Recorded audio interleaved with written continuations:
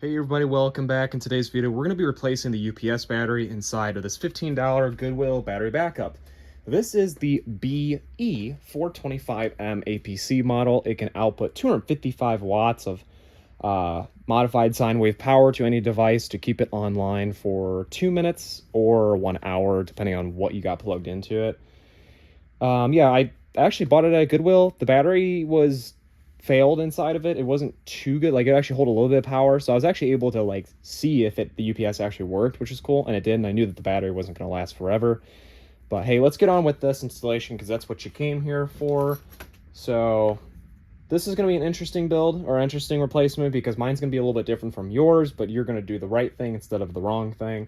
So first, before you do any of this, unplugging it, doing whatever, you're going to want to buy one of these batteries. It's going to be either this brand. It's going to be a 12 volt, 4.5 amp hour battery, or you could go with a 5 amp hour sealed lead acid battery. Make sure you grab F2 terminals. These are the bigger ones on the battery I bought. I accidentally bought the smaller ones, so I'll show you how to use the converters to convert them as well. Yeah, no bigger than 5 amp hour. I just go with 5 amp hour or with the original one that it says. And make sure your dimensions are the correct size as well. All right, so you're gonna have 4 screws you're gonna pop out. I'm gonna go ahead and pop this thing out myself right now. You guys can't see, but the battery is right behind here, slotted in, because this thing is just like not. All right, so the battery sits like this. Make sure you remember the correct orientation of the battery. Mine is slotted face first. Terminals are facing outward. Machines are plugged up in like that.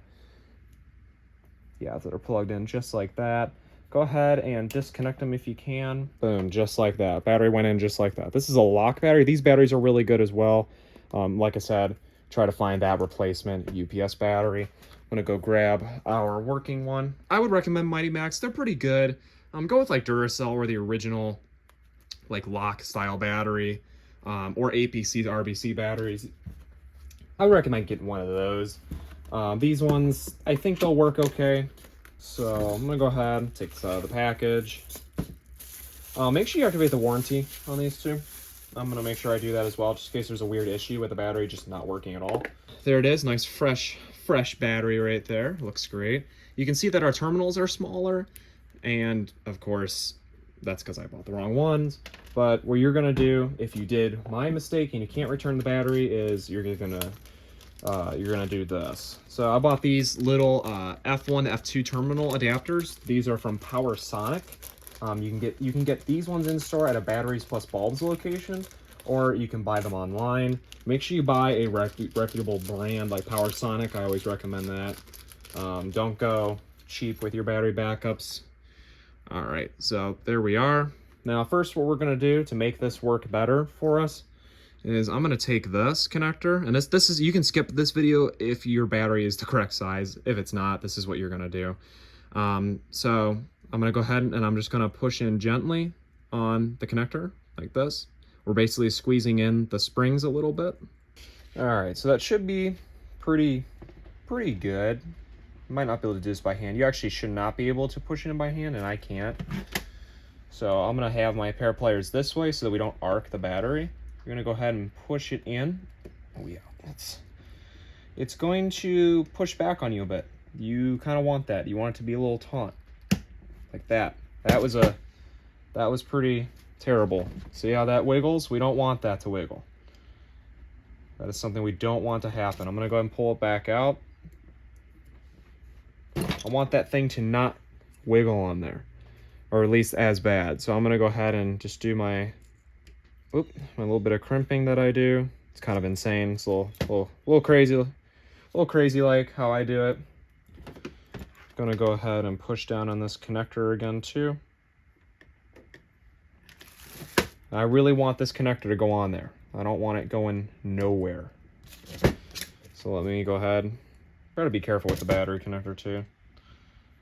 It's a little better. It's not great. Went on there pretty good. They're both on there pretty well. Now what I'm gonna do is I'm gonna take this. See the size of that compared to that one? We're just gonna make sure that's gonna be the size that goes up to right there, kind of in the center of that, the metal piece that separates both of those. It's kind of the size that we want. Not too big, not too small.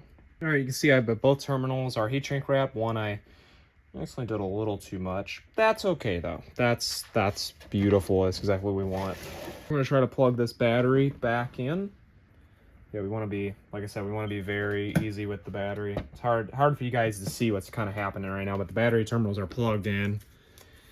Normally, again, you bought the right battery. All you need to do is plug it in, throw it in, you're done. Me, on the other hand, or we're the select few that have purchased the wrong battery but want to put their battery in,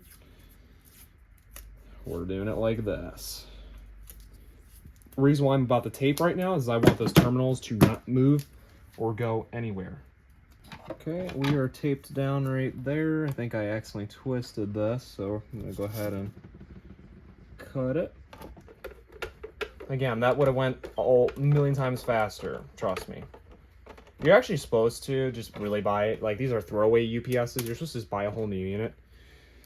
This thing was $45 originally in the store back in, like, you know, 4, 5, 6, 7 years ago, however long it's been. These things are like $60 now. I'm not throwing away $60. I'd rather throw away $30 for a new battery.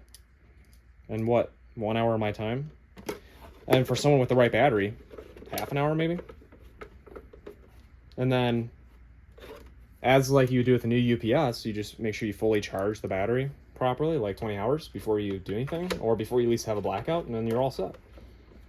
All right, well, there you go, everyone. That's how you replace the battery in your APC UPS. Pretty simple if you didn't run into the problem I did, but if you did, that's how you do it. And again, don't take my advice for anything of how I did it in my fashion. That's just how I did it. For safety and stuff like that, I am not responsible for how you do your UPS. That is how you're doing it. But other than that, everyone, want to say thanks for watching. Please like and subscribe. And as always, I will see you in the next one.